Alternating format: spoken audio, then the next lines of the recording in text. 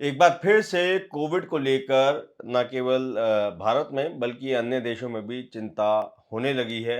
वजह है एक बार फिर से कोविड का केस सामने आना।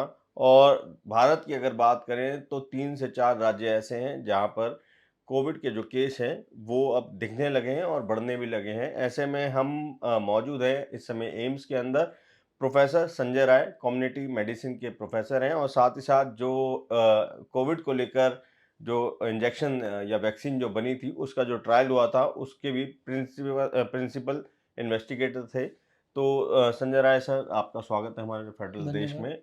सर, अभी की जो बात करें, एक बार फिर से कोविड को लेकर केसेज़ आ रहे हैं, जिसकी वजह से लोगों के मन में एक चिंता है कि क्या जो ये कोविड है, क्या कोई गंभीर समस्या बनकर फिर एक बार आने वाला है? देखिए कोविड जो है अब 5 साल पुरानी बीमारी हो चुकी है। 2019 दिसंबर में पहली बार रिपोर्ट हुई, उस समय हमें इस कोविड के बारे में कुछ नहीं पता था। पिछले 5 साल में हम देखें तो कोविड के बारे में जितने पब्लिकेशन हुए, जितने रिसर्च हुए हैं, शायद ही किसी बीमारी के बारे में इतने हुए होंगे। वैक्सीन देखिए तो 37 वैक्सीन जो है अप्रूव्ड हो चुकी है। आज की डेट में भी 200 से ज़्यादा वैक्सीन जो है डिफरेंट फेजेज़ ऑफ डेवलपमेंट में है। फिर कोई फेज़ 1 में, कोई फेज़ 2 में, फेज़ 3 में है। सो कोविड के लिए काफ़ी एविडेंस है। हमें अगर कोई बात आगे करनी चाहिए तो क्या एविडेंस अभी तक जनरेट हुआ है उस बेसिस पे करनी चाहिए, संभावनाओं पे नहीं करनी चाहिए। साइंस में हमेशा जो है एविडेंस की बात हम करते हैं। साइंस तभी प्रोग्रेस भी करता है और साइंस पे लोग विश्वास भी करते हैं। समस्या ये है कि बहुत से लोग जो है हमेशा जो है संभावनाओं की बातें करते हैं और अगर आप एविडेंस को नकार के संभावनाओं की बातें करते हैं, तब लगता है कि कहीं न कहीं से लोगों का वेस्टेड इंटरेस्ट कुछ हो सकता है। मैं अब साइंस पे आ रहा हूँ कि क्या साक्ष्य हैं। अभी तक जो भी साक्ष्य हैं, जिस वायरस की आप बात कर रहे हैं NS1 है, वो ओमिक्रॉन का ही एक वेरिएंट है।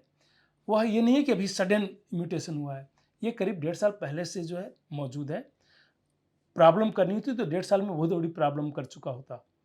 पूरी दुनिया में जो है सर्कुलेशन में है। कुछ कंट्री में से सिंगापुर में केसेज़ अभी बढ़ गए हैं। हिंदुस्तान में कुछ केसेज़ रिपोर्ट हुए हैं। तो रिपोर्ट केसेज़ होना जो है ये नहीं संकेत करता है कि बहुत बड़ी समस्या आने वाली है। क्योंकि कोविड अब बिल्कुल ही ऐसा नहीं है कि पॉपुलेशन के पास इम्यूनिटी नहीं है। पॉपुलेशन में पूरी तरीके से इम्यूनिटी है। जब आया था कोविड 2020 में अपनी कंट्री में तो 2020 में आया, उस समय पूरे पॉपुलेशन में कोई इम्यूनिटी नहीं थी। अब पॉपुलेशन में 2 तरह की इम्यूनिटी है, एक तो नेचुरल इन्फेक्शन हो चुका है, दूसरा न वैक्सीन लगा था, वैक्सीन भी कोविड के अगेंस्ट। तो और जो नेचुरल इन्फेक्शन है, अब तो हज़ारों पब्लिकेशंस हैं, उसकी इम्यूनिटी बहुत ही बेटर है। इस कंट्री में लगभग सबको नेचुरल इन्फेक्शन हो गया था और वो कैसे हमें पता चलता है? एडल्ट को तो मान लीजिए हमने वैक्सीन भी दिया है, लेकिन 12 साल से कम के बच्चों को इस देश में वैक्सीन नहीं दिया गया। बहुत से देश हैं, वो हर 6 महीने के ऊपर के बच्चों को भी वैक्सीन देते रहते हैं, अभी भी दे रहे हैं। चौथी और 5वां यूएस में जो है चौथी डोज़ अभी दी गई है, 6 महीने से ऊपर के बच्चों को। बट हमारे यहाँ 12 साल से कम के बच्चों को नहीं दिया गया वैक्सीन। लेकिन जब उनका हमने सीरो सर्वे किया, ब्लड का टेस्ट किया, तो ऑलमोस्ट 100% पॉजिटिविटी थी और इसी बेसिस पे हम लोगों ने कहा था कि बच्चों को वैक्सीन नहीं लगाना चाहिए, बच्चे ऑलरेडी इन्फेक्ट हो चुके हैं, उनको वैक्सीन लगाने से नुकसान ज़्यादा हो सकता है, फ़ायदा कम होगा। और धन्यवाद मैं सरकार को करता हूँ कि हम लोगों की बातों को सरकार ने माना और ये फैसला लिया कि 12 साल से कम के बच्चों को वैक्सीन नहीं लगाई जाएगी, जबकि दूसरी कंट्री में लगाया जा रहा था।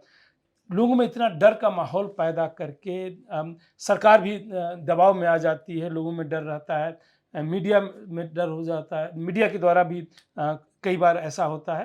तो देखा जाए करंट जो एविडेंस है उस बेसिस पे हम ये कह सकते हैं केसेज़ ऊपर-नीचे हो सकते हैं, इन्फेक्शन हो सकता है, लेकिन कोई खतरा है, हॉस्पिटलाइज़ेशन बढ़ेगा या आपकी जो है डेथ रेट बढ़ने लगेगी, बहुत ज़्यादा बढ़ने लगेगा, ऐसे ही कोई एविडेंस जो है इस वायरस के अगेंस्ट नहीं जनरेट हुआ है। तो इसलिए अगर हम ये कह सकते हैं केसेस और ये कभी खत्म नहीं हुआ था कि अचानक कोविड दोबारा आ गया, जी नहीं, कोविड न खत्म हुआ था, न भी भविष्य में नियर भविष्य में खत्म होने वाला है।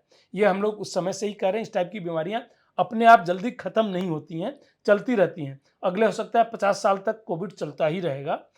कभी-कभी क्या होता है म्यूटेशन ऐसा होता है कि वायरस अपने आप खत्म हो जाता है, तब अलग बात है। ऐसे जल्दी इस टाइप के वायरस रिस्पायरेटरी का इन्फ्लुएंजा आया, चल रहा है, पिछले 100 साल से इन्फ्लुएंजा चल रहा है। ये आया आपका अभी सार्स कोरोना वायरस 2 आया, वह जो है चल रहा है और अभी आगे भी चलता रहेगा। तो ये खत्म नहीं होगा, बट कोई बहुत बड़ी समस्या करेगा ऐसा लगता नहीं है। ऐसा भी इसकी बहुत ही अनलाइकली है, मतलब बहुत ही कम संभावना है। साइंस में संभावना की हम बात करते हैं बेस्ड ऑन एविडेंस, तो ऐसा संभावना नहीं है कि कोई बहुत बड़ी समस्या पैदा करने वाली, इसलिए पैनिक की जरूरत नहीं है। और सर एक्चुअली चिंता बस इसको लेकर भी है कि कल जैसे रिपोर्ट हुआ कि मुंबई में 2 डेथ हुई हैं और वो पेशेंट्स कोविड से भी ग्रसित थे। तो क्या मॉर्टेलिटी रेट को अगर हम बात करें तो क्या उसको लेकर कुछ चिंता होने की देखिए, आवश्यकता? 28,000 लोग इस देश में संकट में रोज मरते हैं, डेली की डेथ होती है इतने लोगों की। 2 डेथ कोविड से हुई तो उसका कोई परसेंटेज नहीं है। पहली बात, वह कोविड से डेथ होना और कोविड के साथ डेथ होना, दोनों में अंतर है। एक तो कि कोविड के कारण से किसी को निमोनिया हो गया और मर गया। दूसरा, आप ऑलरेडी हॉस्पिटल में एडमिट है, मैंने आपका टेस्ट किया, आपको कोविड हो गया, आप किसी और बीमारी के कारण से एडमिट है, तो इसलिए वो नहीं कहा सकता है कि वह जो है कोविड के कारण से एडमिशन है या कोविड के कारण से डेथ है। कोविड में समहाउ जो है शुरू से ही जो है कुछ साइंस को नकारा गया। क्यों नकारा गया नहीं पता, जो डेफिनेशन भी दिया गया, ये अगर किसी को एक्सीडेंट भी हो जाए, मान लीजिए उसकी अगर डेथ हो जाती है और हम उसका टेस्ट करते हैं डेथ के बाद, कोविड पॉजिटिव आता है तो डेथ कोविड डेथ मानी जाएगी। पहले ऐसा कभी नहीं होता था। इन्फ्लुएंजा की साथ में हम ये कहते हैं कि इस आदमी की एक्सीडेंट से डेथ हुई है, इसका जो है ब्रेन हेमरेज हो गया इसलिए डेथ हुई है, जो भी लेकिन साथ में कोविड भी था ये कहना चाहिए, लेकिन कॉज ऑफ डेथ जो है वो कोविड कहते हैं। तो समहाउ जो है शुरू से ही जो है कोविड के केस में जो है साइंस को नकारा गया है। उसके पीछे बहुत से कारण हो सकते हैं।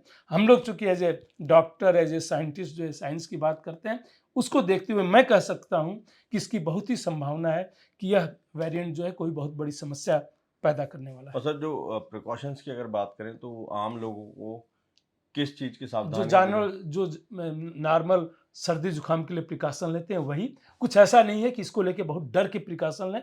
जो भी सर्दी जुकाम के लिए, जिनको हो जाता है सर्दी जुकाम के सिम्टम, वैसे ही सिम्टम इसके भी हैं, उनको प्रिकॉशन लेना चाहिए कि दूसरे लोगों को ना हो। आज की डेट में जो नॉर्मल सर्दी जुकाम होता है और कोविड में कोई डिफरेंस नहीं है, सीवियरिटी लगभग बराबर है। कोई ऐसा नहीं है कि इसमें बहुत ज़्यादा सीवियरिटी और कॉमन कोल्ड में नहीं है, और सेम टाइप की है, तो इसलिए उसको लेकर डरने की जरूरत नहीं है। और सर जैसे पहले चला था क्वारंटीन होना या वो सब की अब भी कोई नहीं, आवश्यकता होगी? उसकी कोई ज़रूरत नहीं है। आप इस टाइप की बीमारी को रोक नहीं सकते हैं। इसकी जो इन्फेक्टिविटी तो उससे भी ज़्यादा जो ओरिजिनल वुहान वायरस आया था, जब हम सारा लॉकडाउन लगा दिए, क्वारंटीन कर दिए, तब तो रुक नहीं पाया। जिस दिन हमने लॉकडाउन लगाया था इस देश में 25 मार्च 2020 को, ठीक है, 24 मार्च को प्रधानमंत्री ने राष्ट्र के नाम संदेश दिया था 8 बजे रात को, और 25 मार्च से हमने लॉकडाउन लगाया था। लॉकडाउन जो है कर्फ्यू से भी भयंकर था। कोई मूवमेंट नहीं था, ट्रक, बस, गाड़ियाँ, हवाई जहाज़, रेल, कुछ भी नहीं। कर्फ्यू में कम से कम ये चलते हैं, सारा मूवमेंट कर दिया था। उस समय 5-6 केसेस पर डे आ रहे थे। वह जो है 1 lakh cases per day report हमने करना शुरू कर दिया सितंबर में तक। सितंबर 2020 तक जाते जाते अगर आप ग्राफ देखें हिंदुस्तान का, तो 1 lakh cases per day report करने लगे। सारे लॉकडाउन के इस सब के बाद भी हम नहीं रोक पाए, ठीक है। उस समय उसकी इन्फेक्टिविटी बहुत ही कम थी। ओरिजिनल वुहान वायरस की 2 से कम थी, जिसको हम आर नॉट कहते हैं, वो 2 से कम थी। इसकी तो 3 से ऊपर है। मतलब एक आर नॉट हम उसको बोलते हैं कि एक एवरेज आदमी एक आदमी कितने को एवरेज इन्फेक्ट कर सकता है। तो वह जो 2 से कम को कर रहा था, तब तो हम रोक नहीं पाए। और 3 के बाद जिसकी 3 के आसपास है, कभी हम रोक नहीं सकते इस टाइप के इन्फेक्शन को। बट उसको रोकने की ऐसी जरूरत भी क्या है, अगर वह खतरनाक नहीं है तो हमें कोई भी एक्टिविटी करनी होगी। इसीलिए वैक्सीनेशन की भी जरूरत नहीं है। बहुत से लोग वैक्सीनेशन और बूस्टर की बात करने लगते हैं सोशल मीडिया में से अपनी नॉलेज गेन करके। व्हाट्सएप यूनिवर्सिटी पे ही ज़्यादा लोग आजकल नॉलेज गेन करते हैं, उसके बाद उनको लगता है कि सबसे ज़्यादा उन्हीं के पास इसकी नॉलेज है, तो करने लगते हैं। अभी कोई एविडेंस नहीं है कि हमें बूस्टर देने से इससे जो है बेनिफिट मिलने वाला है। हो सकता है वो नुकसान ज़्यादा करे, फायदा कम करे। तो और बाकी सर मेडिसिन भी भाई अवेलेबल है मार्केट में? मेडिसिन जो कोई है दिक्कत नहीं? सिम्टोमेटिक होती है। कोविड की कोई वैक्सीन नहीं होती कि कोविड को हमने दे दिया और कोविड के वायरस को मार दिया। सेल्फ लिमिटिंग वायरस है, अपने आप खत्म होता है। इसकी एक अवधि है, 7 से 10 दिन में ये वायरस अपने आप मर जाता है। आपकी कितनी भी वीक इम्यून सिस्टम है, फिर भी ये वायरस को मार देता है। उससे ज़्यादा नहीं वायरस शरीर में रहता है। कोई स्पेसिफिक ड्रग नहीं है कि हम दे दें और वायरस को मार देते हैं। इसीलिए इसको सेल्फ लिमिटिंग कहते हैं कि अपने आप जो है इस शरीर इसको लिमिट कर देता है। तो सिम्प्टोमेटिक ट्रीटमेंट है, अगर आपको नज़ला ज़ुकाम ज़्यादा है तो एंटीहिस्टामिनिक देते हैं, बुखार हो गया है तो पैरासिटामॉल देते हैं, सिम्प्टोमेटिक ट्रीटमेंट करते हैं, वही करते पहले भी कर रहे थे, आगे भी वही अभी करेंगे। ठीक है। तो बहुत-बहुत शुक्रिया सर। ये आपने सुना डॉक्टर संजय राय जो ये बता रहे हैं कि कोविड एक ऐसी बीमारी है जो आम फ्लू की तरह अब हो गई है और उससे घबराने की ज़रूरत नहीं है। अगर किसी को ये इन्फेक्शन होता है तो उनको एहतियात बरतने की ज़रूरत है और घबराने की ज़रूरत नहीं है, क्योंकि ये अब ठीक होने वाली बीमारी है जो खतरनाक नहीं है। और अगर कोई इससे ग्रसित होता है तो वो बस ये सावधानी ज़रूर रखे कि उसकी वजह से किसी और को इन्फेक्शन ना हो। कैमरा पर्सन नदीम के साथ अभिषेक रावत, फेडरल देश के लिए।